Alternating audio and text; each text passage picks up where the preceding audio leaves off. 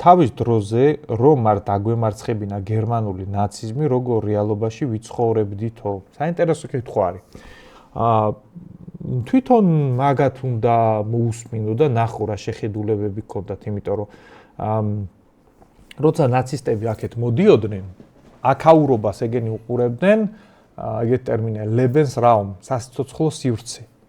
აქ უნდა შექმნილიყო გერმანელი ერისთვის ახალი სასიცოცხლო სივრცე. აქეთ უნდა გაფართოებულიყვნენ და ხალხებს, რომლებსაც ეგენი უნტერმენშებად აღიქვავდნენ, ელოდათ გენოციდი.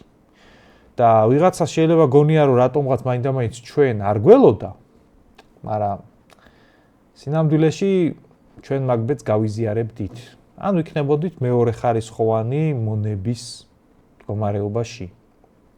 ამიტომ ის რომ ქართველებმა ნაციზმის დამარცხებაში ამხელა მსხვერპლი გაიღეს და ამხელა წვლილი შეიტანეს, ეგ საამაყო არის.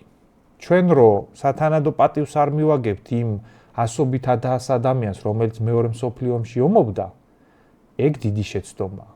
და რომ არ ვაფასებთ ადამიანებს, რომლებმაც ეგ გამარჯვება მოიპოვეს, ეგ დანაშაულია.